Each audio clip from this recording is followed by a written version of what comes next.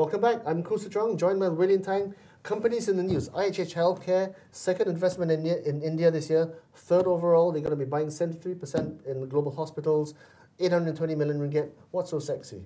Well, this marks actually IHH's second acquisition into the Indian market, right, after they bought 51% in Continentals. That was in March. So it's clear that IHH is intending to strengthen its foothold in India, which is actually a big market, not in terms of just population, but also in terms of the healthcare market.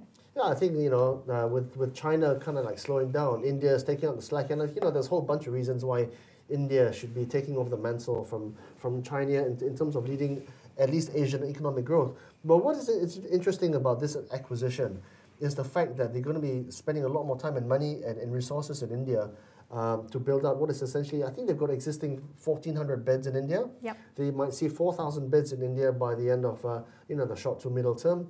That's going to be doing a lot of stuff for their earnings and bottom lines. Yeah, because when you talk about increasing capacity of that size, you're talking about economies of scale, and from there you can see actually some cost efficiencies as well, Chuang. But despite that, actually, analysts today in their reports largely have hold and hold and sell calls, because Hong Leong for one said that its share price has actually run ahead of its fundamentals, and its valuation. Just now you were saying as well, it doesn't look too. It looks rich. It does look rich. I mean, 65 times earnings.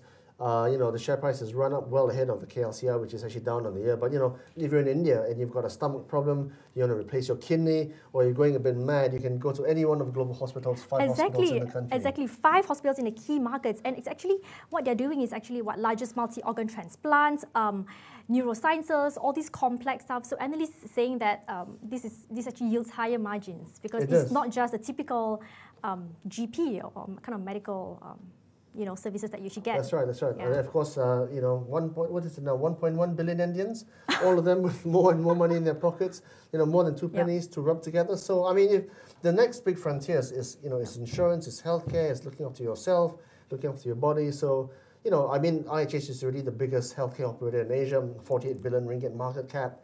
It's got stuff in Turkey, Malaysia, Singapore, India. The kitchen sink and the swimming pool. So, but one thing about this, but back to this acquisition, Chuang, one thing about global hospitals is that its bottom line is actually affected by high borrowing costs. So currently, it's EBITDA positive, but I think it has yet to break even. So with IHH coming in, it's hoping to break even actually Yes, of course. They'll initially own 73% of global hospitals, but that will decline because over time they'll be giving more shares to the doctors. Well, anyway, that's a wrap for Companies in the News, IHH Healthcare. I was joined by Lynn, Tang and Charlotte Chong. I'm Khoo Chuang. If you want more, go to theedgemarkets.com. Good day, good night, and thank you for listening.